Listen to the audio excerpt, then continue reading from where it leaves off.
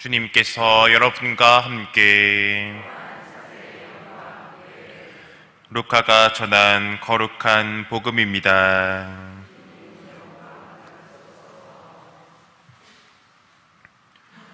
주간 첫날 바로 그날 예수님의 제자들 가운데 두 사람이 예루살렘에서 예순 스타디온 떨어진 엠마오라는 마을로 가고 있었다.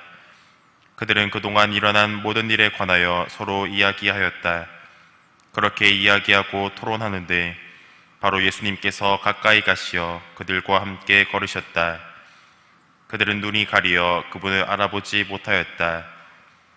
예수님께서 그들에게 걸어가면서 무슨 말을 서로 주고받느냐 하고 물으시자 그들은 침통한 표정을 한 채 멈추어 섰다. 그들 가운데 한 사람 클레오파스라는 이가 예수님께 예루살렘에 머물렀으면서 이 며칠 동안 그곳에서 일어난 일을 혼자만 모른다는 말입니까? 하고 말하였다. 예수님께서 무슨 일이냐 하시자 그들이 그분께 말하였다. 나자렛 사람 예수님에 관한 일입니다. 그분은 하나님과 온 백성 앞에서 행동과 말씀에 힘이 있는 예언자셨습니다.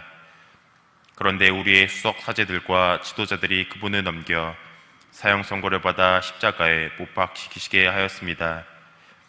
우리는 그분이야말로 이스라엘을 해방하실 분이라고 기대하였습니다. 그 일이 일어난 지도 벌써 사흘째가 됩니다. 그런데 우리 가운데 몇몇 여자가 우리를 깜짝 놀라게 하였습니다.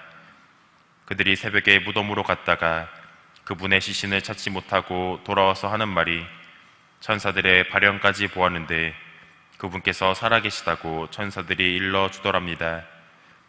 그래서 우리 동료 몇 사람이 무덤에 가서 보니 그 여자들이 말한 그대로였고 그분은 보지 못하였습니다. 그때 예수님께서 그들에게 이르셨다. 아, 어리석은 자들아, 예언자들이 말한 모든 것을 믿는데 마음이 어찌 이리 굼뜨냐. 그리스도는 그러한 고난을 겪고서 자기의 영광 속에 들어가야 하는 것이 아니냐. 그리고 이어서 모세와 모든 예언자들로부터 시작하여 성경 전체에 걸쳐 당신에 관한 기록들을 그들에게 설명해 주셨다. 그들이 찾아가던 마을에 가까이 이르렀을 때 예수님께서는 더 멀리 가려고 하시는 듯 하였다. 그러자 그들은 저희와 함께 묵으십시오. 저녁 때가 되어 가고 날도 이미 저물었습니다. 하며 그분을 붙들었다. 그래서 예수님께서는 그들과 함께 묵으시려고 그 집에 들어가셨다. 그들과 함께 식탁에 앉으셨을 때 예수님께서는 빵을 들고 찬미를 드리신 다음 그것을 떼어 그들에게 나누어 주셨다. 그러자 그들의 눈이 열려 예수님을 알아보았다. 그러나 그분께서는 그들에게서 사라지셨다. 그들은 서로 말하였다. 그래서 우리에게 말씀하실 때나 성경을 풀이해 주실 때 속에서 우리 마음이 타오르지 않았던가. 그들이 곧바로 일어나 예루살렘으로 돌아가 보니 11 제자와 동료들이 모여 정녕 주님께서 되살아나시어 시몬에게 나타나셨다 하고 말하고 있었다. 그들도 길에서 겪은 일과 빵을 떼실 때 그분을 알아보게 된 일을 이야기해 주었다. 주님의 말씀입니다.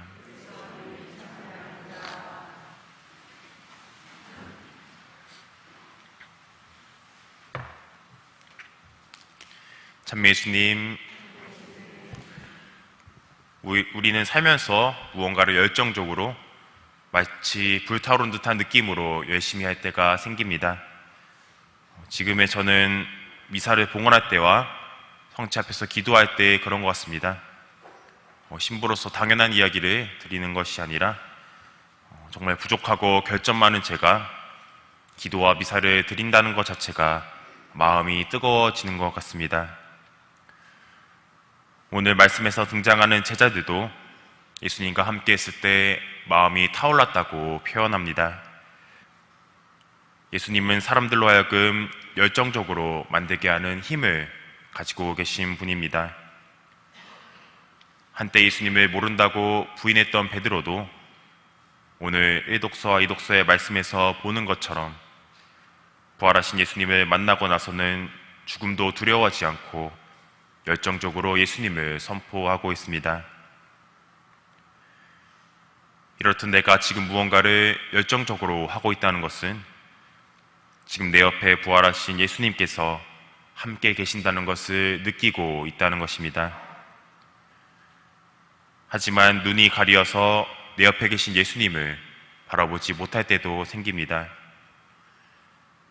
여기서 눈이 가려진다는 것은 내 주변 사람들을 사랑하려고 하기보다 미워하려고 할 때, 주려고 하기보다 받으려고만 할 때, 그리고 시기와 질투를 하고 있을 때를 말하고 있습니다.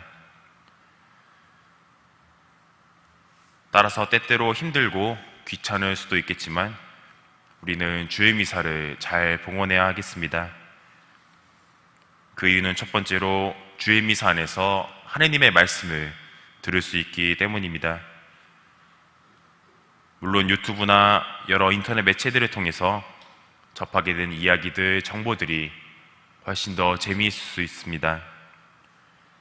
그리고 실제로 많은 경우 그곳에 시간을 많이 할애하기도 합니다. 하지만 지루하고 따분할 수도 있는 하느님의 말씀을 들으려고 의지적으로 노력할 때 우리의 눈은 점차 띄어질 것입니다. 두 번째로 주의 미사 안에서 성체를 모실 수 있기 때문입니다. 두 제자는 예수님께서 주신 빵을 먹게 될 때 비로소 눈이 열리게 되었습니다.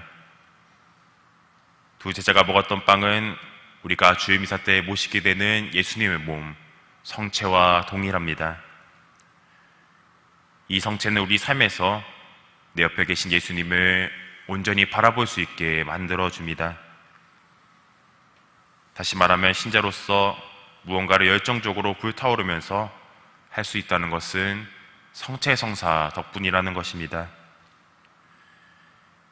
이렇듯 우리를 열정 속으로 초대하시려는 예수님께 감사드리면서 이 미사 계속해서 봉헌합시다.